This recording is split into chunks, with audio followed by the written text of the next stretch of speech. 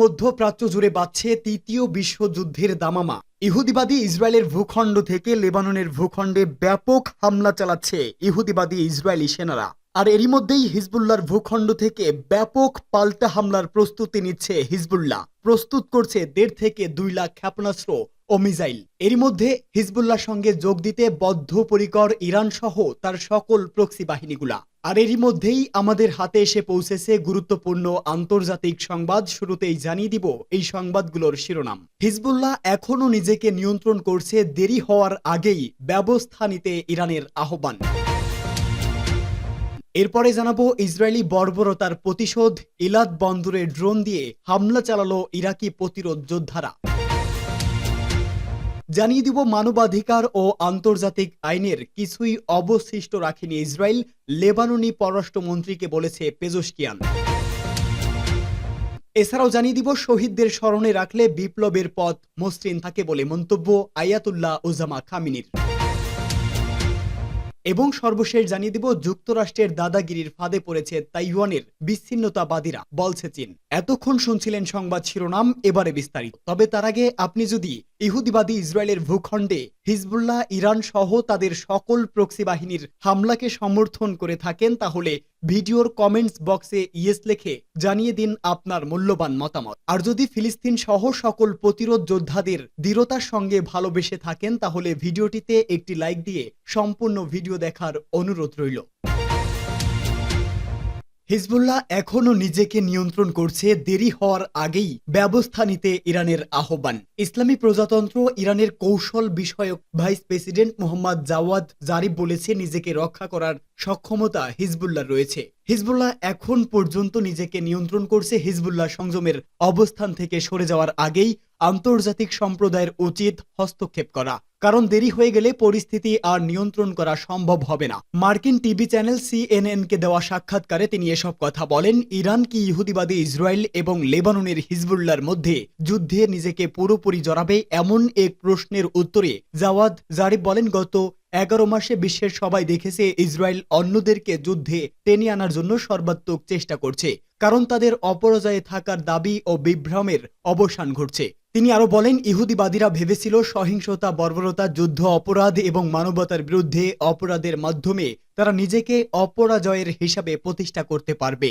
তারা এও ভেবেছিল যে আমেরিকা সহ অন্যদেরকে যুদ্ধে টেনে এনে পরিস্থিতির পরিবর্তন ঘটাতে পারবে। অন্যরা সংযম প্রদর্শন করলেও ইসরায়েল রেড লাইন অতিক্রম করছে বলে মন্তব্য করে জারিফ বলেন, পরিস্থিতি যেদিকে যাচ্ছে তাতে যুদ্ধের বিস্তার এড়ানো আরো কঠিন হয়ে উঠবে বলে অনেকেই এখন মনে করছে। তাই ইসরায়েলের পক্ষ থেকে যে উত্তেজনা ছড়ানো হচ্ছে তা বন্ধে আন্তর্জাতিক সম্প্রদায়ের পক্ষ থেকে জরুরিভাবে সর্বশক্তি দিয়ে সম্ভাব্য সবকিছু করতে হবে। তেহরানে হামাসের শীর্ষ রাজনৈতিক নেতাকে হত্যার পর ইসলামী প্রজাতন্ত্র ইরান পরম আত্মসংযম দেখিয়েছে বলে মন্তব্য করে এই ইরানের সাবেক পররাষ্ট্রমন্ত্রী। ইলাদ বন্দরে ড্রোন দিয়ে হামলা চালালো ইরাকি প্রতিরোধ যোদ্ধারা। ইরাকের ইসলামী প্রতিরোধ যোদ্ধারা ইহুদিবাদী ইসরায়েলের ইলাদ বন্দরে ড্রোন দিয়ে হামলা চালিয়েছে। ইহুদিবাদী ইসরায়েল ফিলিস্তিনের অবরুদ্ধ গাজা উপত্যকা এবং লেবাননে যে বর্বরতা চালাচ্ছে তার প্রতিশোধ হিসাবে ইরাকি যোদ্ধারা এই হামলা চালায়। ইরাকি প্রতিরোধ যোদ্ধাদের জোর জানিয়েছে তারা ইলাদ বন্দরে একটি গুরুত্বপূর্ণ স্থাপনায় হামলা চালাতে সক্ষম হয়েছে। সামাজিক যোগাযোগ মাধ্যমগুলোতে দেখা যায় হামলার পর ইলাদ বন্দর এলাকায় ধোঁয়া উঠছে। ইহুদিবাদী গণমাধ্যম জানিয়েছে ড্রোন হামলায় 2 জন বসতি স্থাপনকারী আহত হয়েছে। ইসরায়েলের বর্বর সামরিক বাহিনী দাবি করেছে ইরাকি যোদ্ধারা 2টি ড্রোন দিয়ে হামলা চালানোর চেষ্টা করে, তবে একটি ড্রোন আঘাত হানতে পারলেও অন্যটিকে ভূপাতিত করা হয়েছে। দখলদার সেনারা বলছে ইরাকের হুমকি সম্পর্কে তারা নিবিড়ভাবে পর্যবেক্ষণ করছে। এ বিষয়ে তথ্য সংগ্রহ করে প্রয়োজনীয় ব্যবস্থা নেওয়া হবে। ইরাকি প্রতিরোধ যোদ্ধারা একদিনেই ইহুদিবাদী ইসরায়েলের বিরুদ্ধে 5টি সামরিক অভিযান চালিয়েছে।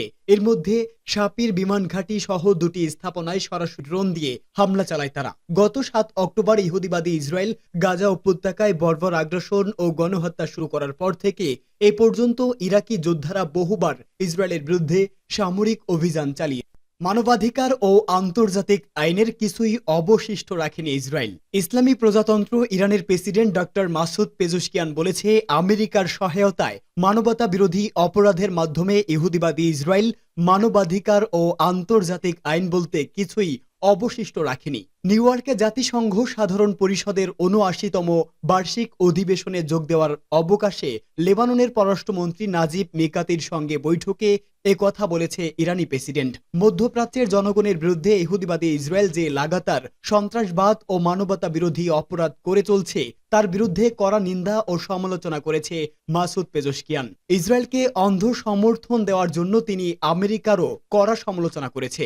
মাসুদ পেজেশকিয়ান বলেন, আমেরিকার অর্থনৈতিক, রাজনৈতিক ও সামরিক সহায়তা ছাড়া কোনো মতেই ইহুদি ইসরায়েল মধ্যপ্রাচ্যে এ ধরনের অপরাধমূলক তৎপরতা চালানোর সাহস পেত না। ফিলিস্তিনের অবরুদ্ধ গাজা উপত্যকা এবং লেবাননে ইহুদিবাদী ইসরায়েলের আগ্রাসন সম্প্রসারণে যে সমস্ত ঘটনা ঘটেছে তার দিকে ইঙ্গিত করে তিনি এসব কথা বলেন। ফিলিস্তিনে ইসরায়েলি আগ্রাসনে এ পর্যন্ত ৪১,৪৯৫ জন নিরপরাধ শহীদ হয়েছেন, যার বেশিরভাগই নারী ও শিশু। এছাড়া গত সোমবার লেবাননে ভয়াবহ বিমান হামলা চালিয়েছে ইসরায়েল, যাতে ৫০০রও বেশি শহীদ এবং ২০০০-এরও বেশি মানুষ আহত হয়েছে। ইসরায়েলের এই আগ্রাসনের পরও যে সমস্ত মুসলিম দেশ নীরব রয়েছে তাদেরকে ফিলিস্তিন ও লেবাননের মুসলমানদের বিষয়ে নিজেদের দায়িত্ব পালনের আহ্বান পেজেশকিয়ান। একই সাথে তিনি ইরানের পক্ষ থেকে লেবাননকে সব ধরনের সহযোগিতা দেওয়ার আশ্বাস দেন। শহীদদের স্মরণে রাখলে বিপ্লবের পথ মসৃণ থাকে। ইসলামী প্রজাতন্ত্র ইরানের সর্বোচ্চ নেতা আয়াতুল্লাহ উজামা খামেনি পবিত্র প্রতিরক্ষা সপ্তাহ এবং টিউলিপদের মেহমানদারি দিবস উপলক্ষে বার্তা দিয়েছে।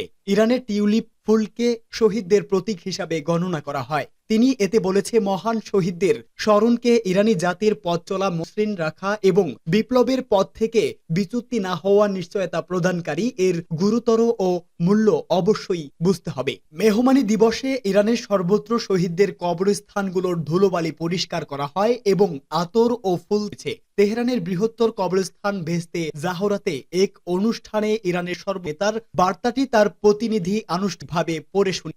যুক্তরাষ্ট্রের দাদাগিরির ফাঁদে পড়েছে তাইওয়ানের বিচ্ছিন্নতাবাদীরা। বিচ্ছিন্নতাকামী তাইওয়ানের কাছে ধারাবাহিকভাবে যুক্তরাষ্ট্রের অস্ত্র বিক্রির তীব্র বিরোধিতা জানিয়েছে চীন।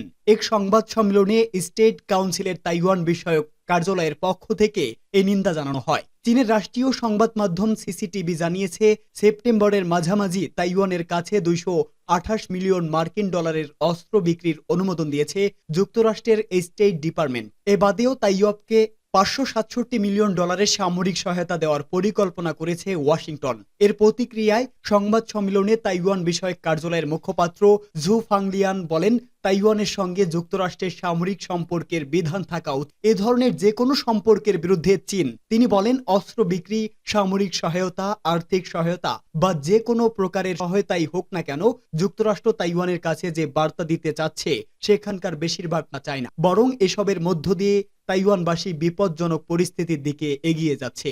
এই অঞ্চল পরিণত হচ্ছে বিধ্বংসী বিস্ফোরকে। যুক্তরাষ্ট্র ও পশ্চিমাদের ইঙ্গিত করে ফাংলিয়ান আরো বলেন, উপনিবেশকারী ও অনুপ্রবেশকারীদের দাদাগিরির উপর ভর করে বিচ্ছিন্নতাবাদীরা তাইওয়ানকে আলাদা করতে চাইলে তা দুঃস্বপ্নে পরিণত হবে। আইন অনুসারে সবাইকে কঠোর শাস্তির আওতায় আনা হবে। তাইওয়ানকে বারবারই নিজেদের অংশ বিবেচনা করে চীন। অন্যদিকে তাইওয়ানের ক্ষমতাসীন ডেমোক্রেট প্রগ্রেসিভ পার্টি ডিপিপি ও বিচ্ছিন্নতাবাদীরা আনুষ্ঠানিকভাবে স্বাধীনতা ঘোষণার দিকে যেতে চায়। চীন কোনোভাবেই এই চাওয়া পূরণ হতে দেবে না বলে হুঁশিয়ারি দিয়ে আসছে। প্রথমত তারা চায় শান্তিপূর্ণ সমাধান, তবে প্রয়োজনে বল প্রয়োগ করা হবে বলেও হুঁশিয়ারি দিচ্ছে তারা।